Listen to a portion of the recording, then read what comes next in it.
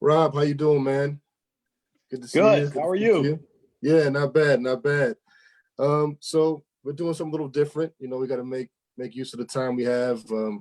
Hopefully, everyone's safe on your side and you're feeling good. And just tell us a little bit about what you're doing at this time with all this strange world we're living in quarantine. Yeah, it's been pretty crazy. Obviously, the season ended so fast, and then all of a sudden we're in lockdown. Keeping busy, no doubt. 3 kids in this house. We go from physics to phonics in here quickly.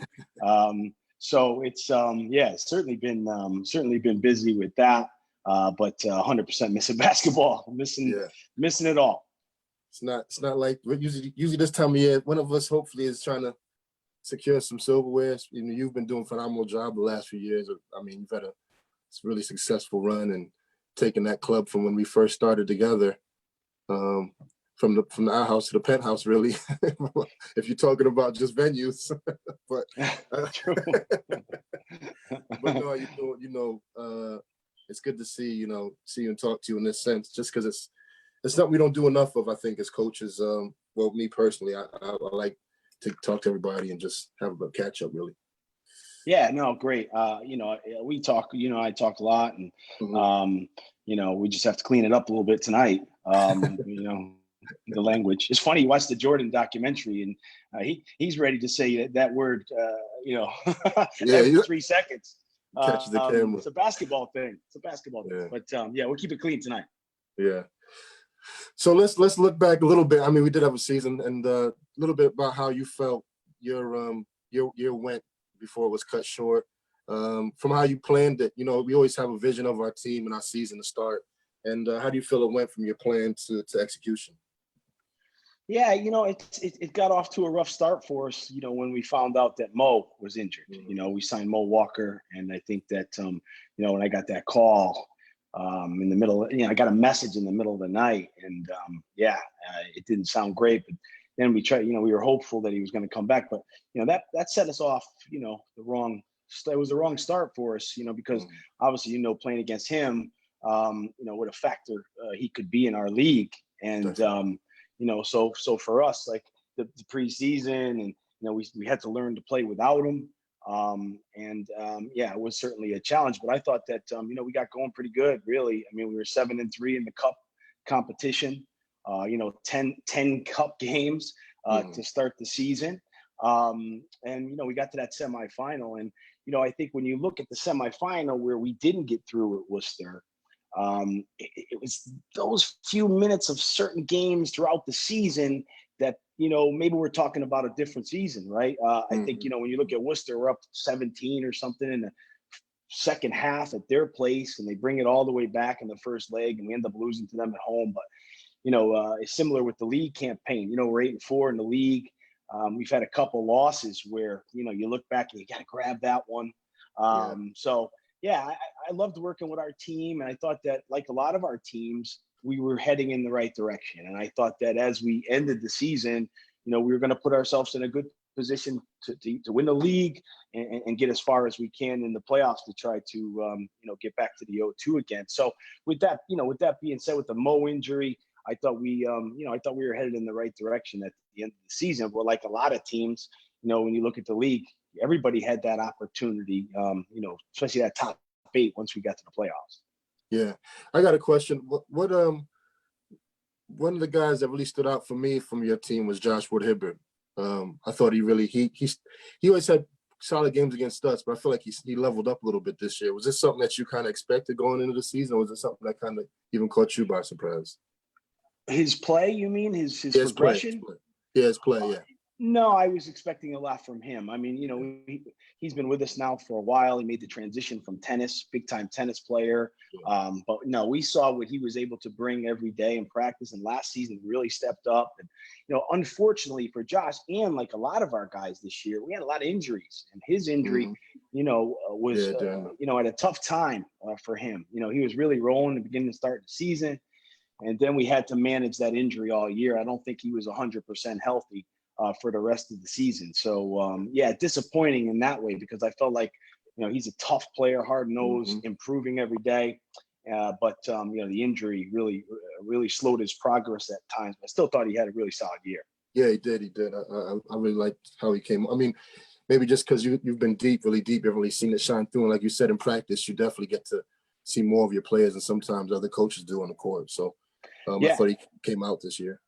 Yeah, like I said, that's one thing that's been great for our success is, we've had the depth in practice and we've been able to get guys to improve on a daily basis. And I think, with the numbers and with the talent going at each other throughout the years, Josh Ford Hibbert going up against, Tyler Bernardini and J.R. Holder and high-level players all the time, certainly, can improve. And I thought that, our teams have done that throughout the season that we've had. For sure. All right, so let's look outside of the Riders and a little bit of your opinion of some other teams around the league this year, kind of. Okay. Who caught you off guard? Who was that team that you because it's always hard for us, right? Because the teams change so much year to year, but you kind of get a sense of where you think clubs may be or where you think you may land in that pack and where you hope they land in that pack. So what club you felt kind of caught you off guard when it came out this year and you say, wow, didn't see that coming? You make a really good point because I think people try to predict, where people are going to finish, but there are a lot of new teams every year. It's really hard to tell, and you can't get a feel for the teams for a couple months. But I thought that when you look at it, I thought there were a lot of teams that were bunched up throughout the league. I thought Worcester, we played them in the preseason. We thought they were good, but when they added Amir Williams to their front line, we didn't play him in the preseason. When they added him, I thought that took them to another level. I mean, you're talking about a big guy that put up really big numbers. So I thought Worcester, was playing good basketball. I thought Glasgow's turnaround was interesting. From what they did in the Cup to make a couple changes, all of a sudden they really got rolling and got going. So those are two teams that stood out. But you knew London was going to be there with Justin, and then when they added Hovey and stuff, it was a team that you kind of expected, So, but I don't really get too caught up in it because you got to see how teams gel. It's hard to tell in the preseason when people pick us in the preseason when we have 5-6 new guys. To me, it's a surprise because you don't know these guys. Yeah. I mean, I think we kind of said all the time it is, but I mean, it's fun for the fans, isn't it, to kind of have an idea and predictions and see how people live up to it.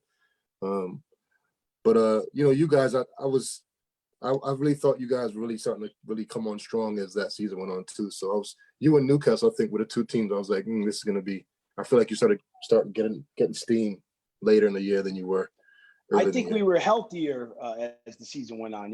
Cartwright was never really healthy, and at the end he got a little healthier, so we were able to practice more. And I think throughout the season we struggled on a daily basis to find the bodies to practice. And I thought as the season went on, and we added Corey and Jordan, as the season went on, we started to have some great practices, and I just felt like we were coming. But yeah, and on your team as well. I mean, when you look at your team. We played you without Cashaw the first game of the season, and where you came from then till you were playing now, at the end, I thought that you guys were poised to do the same kind of thing. Really tough out. Your home record was really, really good. I looked at it before. I was looking at it. And, tough place to play. That saved us. Ponds Forge was a good move for us, I think, this season. It was a little hard to shoot. I think we had some advantage, and the guys they flew around. It was a little more on top of us than it was the EIS, so I think we kind of a little more atmosphere in there. Well, the EIS was the kind of arena that I remember walking in there and just shooting from half court. It just felt like anything went in. Then you go there, and it's like layups are tough. So I remember one year we had Newcastle shoot like 70% from three against us one game. I was like, I don't know what to do with that. I don't got no game plan for this one. Yeah. Well, the Ponds Forge is an equalizer, no question. It was tough to, So there was a lot of elements that were tricky. Yeah. I remember start of the season, the guys were like, "Man, we got to get the rim shots." All right, and then we played the first game. Like, leave him. We left him. It was similar for us at John Sanford. To be honest, I mean, I can remember, for people who don't remember, John Sanford was a place we used to play, De Montfort University, and it had that low ceiling, and shooting was very hard there. But it was so interesting. I can remember being there and watch the teams walk in. And when you see the players walk in, their first look at it was like they were looking up, like, Right. throwing the ball, seeing if it could hit the roof. So it was an advantage for us that we utilized as well. So Do you remember that one of the first playoff games I think we played? I was still player coach and sideline pass. I think we're down 3 or something, like points some seconds. I threw it in. I hit the roof. Yes, that was the first game. That was our first season, wasn't it? Yeah, the first season we played. You were coaching. I was still player coaching. Yeah, that was a tough one. But so a little bit different subject. We kind of went off the beaten path with Vince last week, and we're gonna do the same thing. We're gonna have maybe see where it takes us. Really, the conversation. Some of the questions I have. Okay, so let's say if you had to pick characteristics from guys you've had to make one player. Ooh. Yeah, let's see. Let's play with that game a little bit.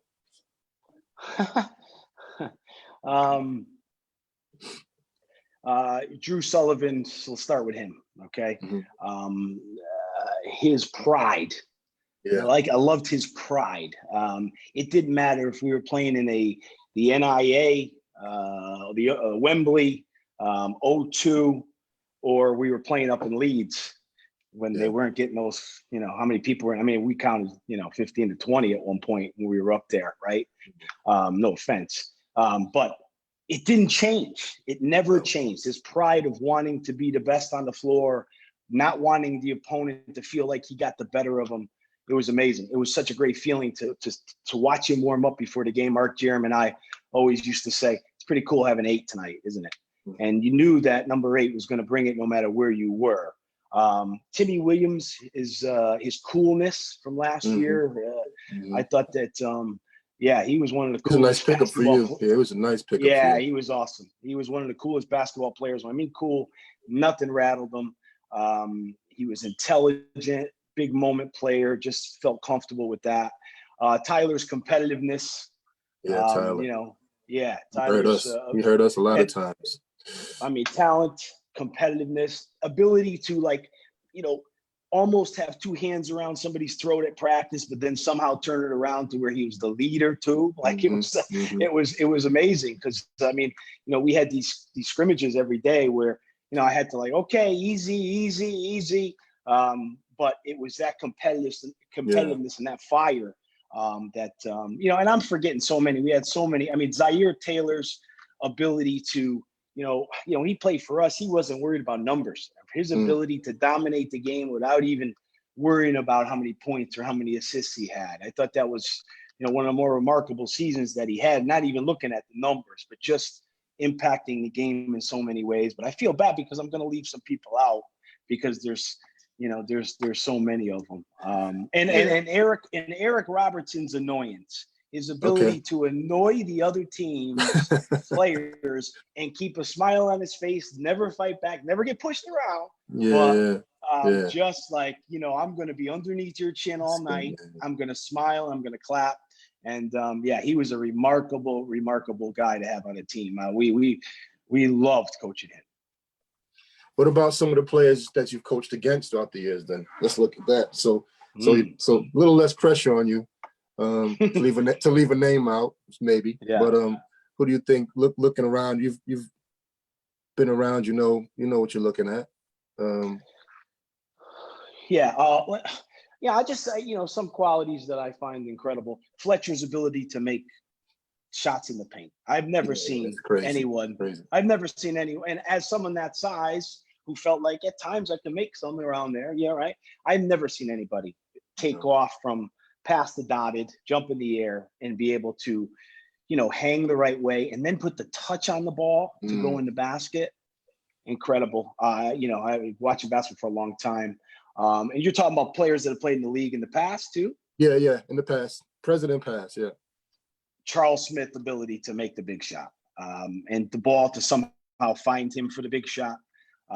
Unbelievable. That's a guy that we just, he broke our hearts so many times by making that big shot. He broke our hearts in person and he broke our hearts on TV as far as we'd be watching the game hoping they'd lose. And it's here's Smith again. It's Smith, amazing. Andre Smith, I remember him from I don't know if that's a name you remember. Yeah, from Tony had him. Newcastle. Yeah. Everton. Andre Smith. Big guy. Yeah. Shit. 6'7", Yeah. 6'8", yeah. Great scorer in the paint. Yeah, I thought yeah. he was awesome. He's a player I think people forget about, but he went on to have a really good career. He was a dog. really He had good. that dog mentality. He had a mean attitude. He wanted to really put on whoever was in front of him. Yeah, he was good, tough. No doubt. He was tough. Trey Moore. I thought Trey Moore, now, a little biased, right? Because he was a teammate of mine for Birmingham. Okay. And this guy would go through practice sessions 2-3 in a row where he wouldn't miss a shot, like in the games. I mean, it was just unbelievable. He was so talented. And he was another guy that just wanted the big moment. Those are guys that stood out. Cook, for you, that year he had, he was awesome. His Cook was one of those ability. guys that you see. I never forget the first practice we had. Not everybody was even in yet. It was about 6 of us in, so we're playing. This is like the first day, 3-on-3. There's two minutes left in practice. The game's about to end. Someone gets scored on, and he just loses it. What in his face? I'm just like, okay, I'm in for a season. This is my second year, coach, and I'm like, okay, let's see how this looks. But that was just how he was. He just couldn't help it. He was gonna compete and be physical and let you know what he thought and get after you. Yeah, Mike was special. Yeah, and I think Fab's ability to just dominate defensively. I think that in his heyday, when we were playing against him, his ability to be all over the floor. He's the most unique player that I've seen in this league. Yeah. I played against him, I coached against him, but that desire on defense. When you're a player coach like that, and you're working that hard on defense and not worrying about offense, shooting, whatever. I mean, man, he would drag those guys around on the defensive end at times, which was remarkable that you don't see in the stat sheet. I always feel like being a player coach in the past that you have to have that mindset to be a player coach, because if you want to score, it just won't work. You have to really love playing D, and you got to find a way to make yourself useful on the defense end. So when I switched over, offensively, I just couldn't do it anymore. Just finding the rhythm, trying to find when to score, when not to score. It's a selfish game, basketball, in some senses, to find your game and be comfortable with it. When you're coaching, you're kind of like, all right, well, this guy hasn't touched the ball. This guy hasn't shot. So you can't. So that's why Fab was so much success, because that's what he loved doing, and it worked for him. Incredible to be able to do that. I know how, I know you did it, and Sterling did it. Other guys have done it, but that, wow, that's much respect to be able to pull that off. I mean, I couldn't do it nearly as long as he did. I was like, I got to stop this now. I can't. It's exhausting, too much, right? Yeah, it's too much. But he made it look easy. So hats off. That's why he won so much. Yep. Yeah. So I know there's a lot of good players that came to the BBL. I think. What do you think? Let me ask you a question. Who was the hardest guy you ever had to guard on another team? Like when you were before the game and you're talking, what are we going to do with this guy today? Who's the hardest guy you ever had to guard? I would say probably Charles Smith. I think he was hardest just because you knew he was going to get his shot off, even if you were smothering him. You just kind of really had to try to deny the ball from him, really, and make it hard for him to catch. But when he caught it and he getting his spots, there's not much you can do. And that's the most frustrating thing. It's not like you're not playing good D. The guys you named, really, Trey Moore was always tough, a little dirty too, with those little elbows and stuff, try to get you emotional and get you going. I mean, remember when we were talking about this a couple of days ago with Tack Minor when he came in the league for that little bit. My goodness. Every time that ball came in bounds, like someone shot him out of a pistol down the court. I've never seen so fast with the ball and late finish. Yeah. It never worked out really here for him for a variety of reasons. But when the first day we watched him practice, we were just like, wow, we just can't believe this guy's not in the NBA. The speed and the strength that he had, and the ability to shoot from 30 feet off the dribble, and find teammates at times. So it was, he was practice on a daily basis. talk about, having your hands full at times. Yeah. I remember that year vividly. You got some grades. We got some grades from that year, both of us. But yeah, I mean, I think I didn't play too long in the BBL. So a lot of the times when I was playing guys, I was player coaching. I watched so much film, and I think I was so scouted up on guys. I probably benefit a lot from that in the defensive end too. By the time I got to that point. Yeah. So we played a lot of close games. A little bit of a rivalry, probably I would say, coming at the same time. I think I've got a lot of respect, and I think you're a hell of a coach and a person for that matter. Thank you. But let's look at some of our battles a little bit. I'll tell you what, that last trophy won 2018. I still break down in our coverage. We did all that work to get back in, and then Bernardini, that guy, that man, he made a play at the right time to Robertson, yeah, and Robertson, yeah, and so that was a tough one for us. For me, that was tough because that play was just the worst breakdown coverage we could have had at that time. I think we just were so surprised to be in that position, and you guys stayed that little bit calm and cool and down the stretch. Made the right play. It was a great game. You guys did come back. Yeah, I mean, it was a good atmosphere, and like you said, we've had so many good games over the years. Those finals, when they come down to the last minute of the game or so, it was not like that. I mean, you can't get that feeling anywhere else. It is awful, rolled into fun, rolled into stressful. It's unbelievable, but it's something you can't forget it. But yeah, that was a good win for us. But I was talking to Dan about it, and Dan said that you and I have coached against each other more times than anyone else, in our history. So we played in the playoffs more than anyone as well. The games, there's some tough ones for us. Obviously, that trophy one you won that your club keeps replaying over and over again. Every time I turn on the TV or the internet, it's just staring me in the face. I don't think I've watched that one back.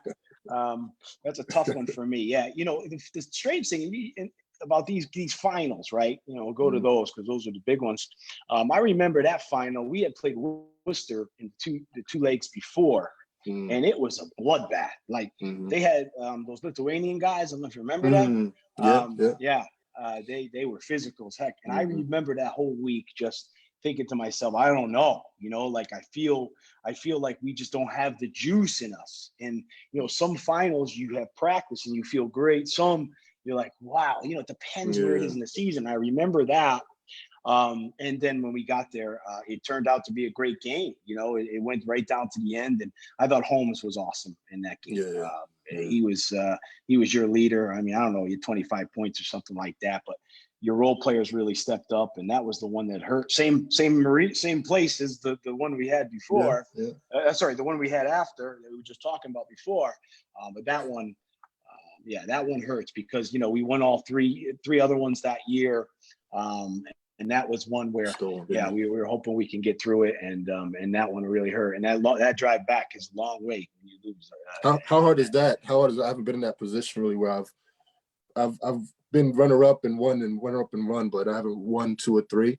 So what is that getting that team mentally to try to go for those clean sweeps? How do you do that?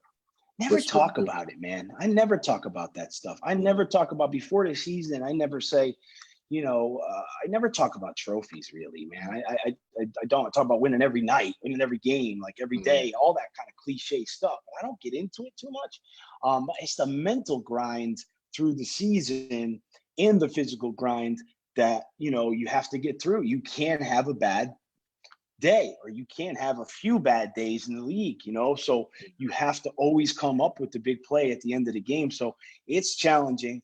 And that's why, you like to have a lot of players that you can utilize throughout each of the competitions and throughout all the injuries or something. But it's never something I speak about. I never speak about that. I'll tell you the other game too. I'll tell you the other game, playoff game. Don't forget about that one. When Nick Lewis, I don't know what he did on that shot. I still haven't that watched tip that one shot? again. The That tip second shot. leg, we lost the first leg up at yours. It was a Wednesday night, I remember, for some reason. We had played on Sunday, and I know we went up there on Wednesday. I was like, Wednesday, man. We got up there, you guys beat us good. We were in trouble, but we came back to Loughborough, had the lead. And then somebody, it might have been Holmes, took a 15-footer and he missed it. Good defense. We got him. And then Lewis came up and under and made that crazy shot that knocked us out of the playoffs. That was another great game. Great great atmosphere in both games. So that's the one that one hurts too. Yeah, we all have our war wounds, but so good times. So I mean, you're in a unique position in recent times because you have experience now. You've coached in Europe.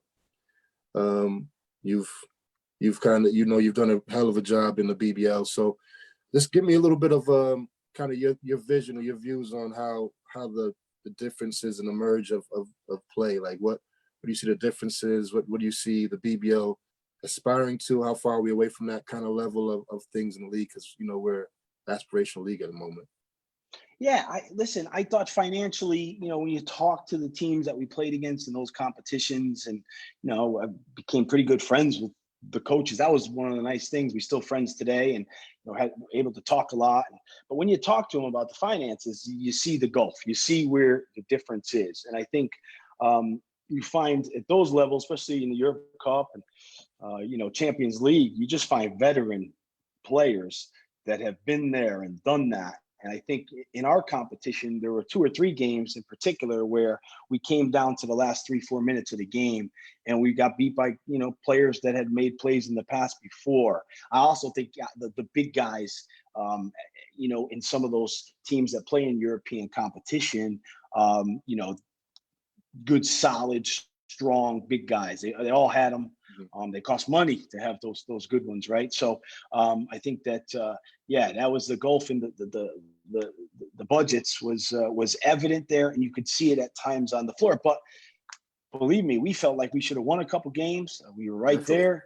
We battled some injuries through it. Pierre got hurt like the 2 days before the Champions League game. He turned his ankle on a jump shot in practice, last play of practice. So the way, isn't it? I feel like that's always the way. And then you beat yourself up over it after. Should I stop it? I should stopped it earlier. Why, I had it in my gut. I was going to stop it 10 minutes ago, and I let it go. My fault, man.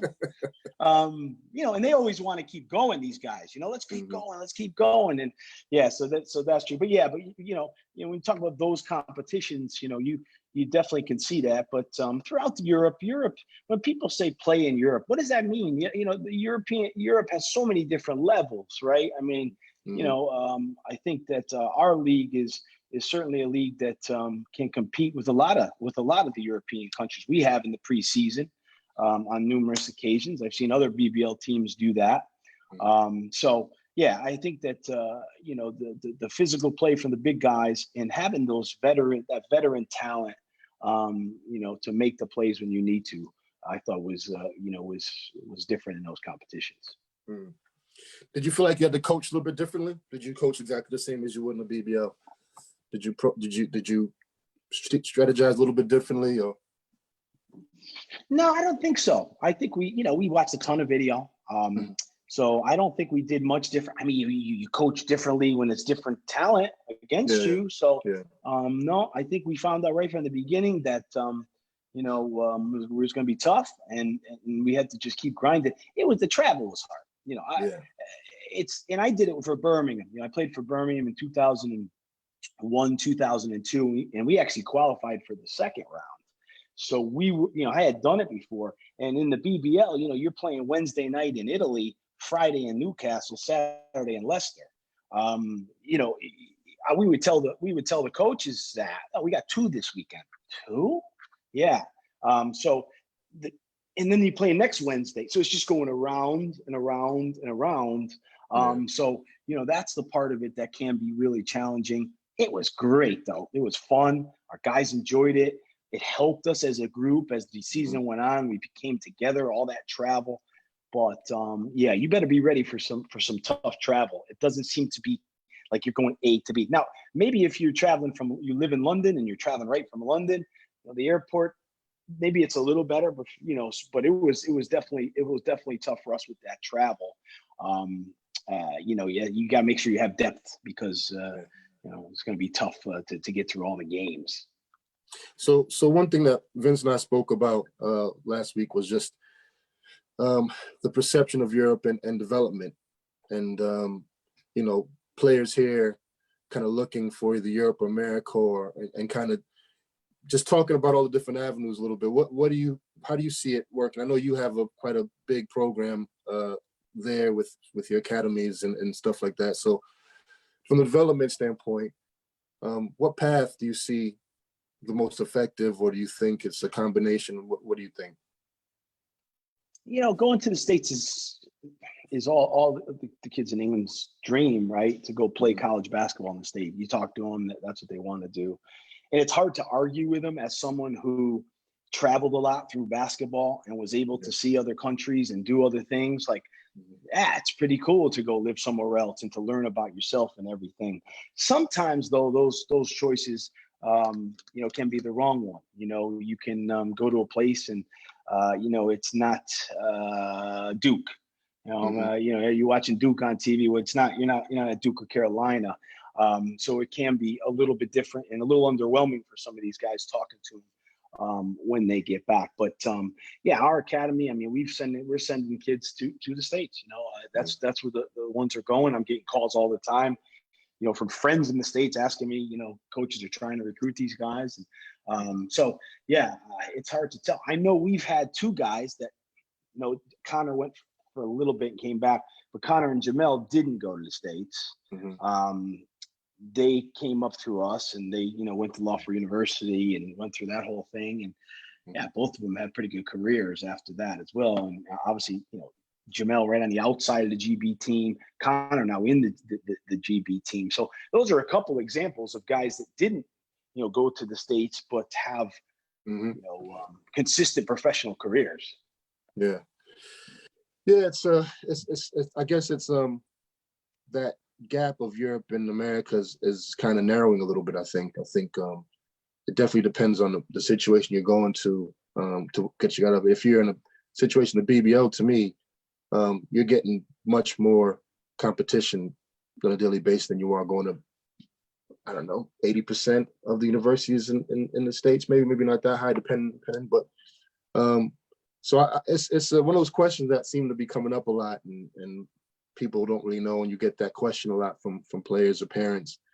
And I think it definitely depends on the kid and what the intention is. Like you said, if it's just to grow as a person, to travel and see the world and try to, just challenge, push your boundaries. It's different if it's purely from basketball. I don't know if that's always going to make you the better player. Yeah, I think that, people that have stayed with us. I mean, you're going against Drew Sullivan, every day. You're going against Jay Cousinard. You're going against Zaire Taylor. These guys are better than that college that you were going to go to, and you're playing against them in practice every day. I think with Connor and Jamel, that was huge, and they're contributing in the professional game. So, I think you're right. I think at times it could be better, and we're always looking for that kind of player that wants to be a little different and stay here and work with us. And we feel like our program can provide a lot of things, the education obviously, and also provide some really good basketball. So we're looking all the time for the next few to come through. It's a challenge. Yeah. So it's I'm just looking at some questions I have sent over to me.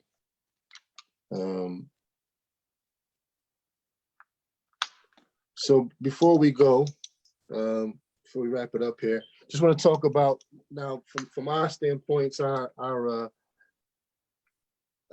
dream team, from our child, from even now, professional player, starting five. Who you got? Who's the guys you putting together on the team? What do you mean NBA, from NBA? Yeah, all time. Bird, Magic. Who we got in that list? Magic number one. He's the first guy I'm giving the ball to. I think that I always try. I'm a big Magic fan. Growing up, my dog was named Magic. I was he was incredible. His ability to pass. I tried to like force feed Magic videos to my players all the time. Send it to them and love Magic. Jordan, amazing player, obviously, but just always was able to make the big play when he needed to. Competitor. And when you see this documentary now, and you don't fathom the pressure and all the other stuff around it. You know it's there, but you don't understand. Like you see that last one when he's seeing Make-A-Wish Foundation kids before tip, and like it's just like all that, and then still going out there and dropping 50 or amazing. It's just crazy. Supreme confidence. But I'm going Bird. Because I think that his ability to pass as well as score and rebound and amazing. Growing up watching Bird Magic really made me a basketball player, a fan. Like just watching them all the time was incredible. LeBron, I'm only going on people that I saw. Another guy that just how's he keep going? How's he do it? And Kareem Abdul-Jabbar. I think that people forget about Kareem. Just look him up. There's so many games that you can watch too. He was just an incredible, awesome player who won everywhere. So that's my 5. That's your 5? Yeah. Yeah, that's that's good 5. My point is the one I'm always I love Bird. I love Magic. I love Kidd. I was a big Jason Kidd fan. Just the way he played the game. But Isaiah, I'm the youngest of 4 boys, so that little guy and that's feisty and wanting to fight and getting people's face and just being that, which I guess no one else liked but me from the documentary. But when I watched it, people from Detroit. People from Detroit, yeah. Zeke, that mentality, I used to really big fan of that. So I'm gonna put Zeke over Magic on that. Whoa. Okay. Yeah, I'm gonna do it. Just that's personal though. That's personal. Okay. Then you got Jordan, without saying. 3-man.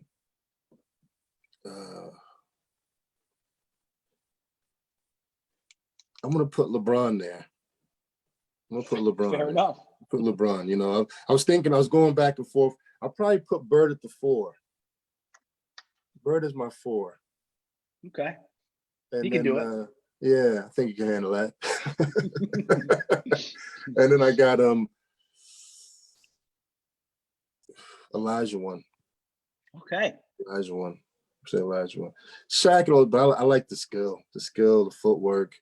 Obviously it's beautiful basketball, man. When we used to watch him play. He's the first one that brought that wow to big men. Usually it was just functional, wasn't it? You sealed, you dunked, you hooked. Yeah. He made them like highlight reels of oh man.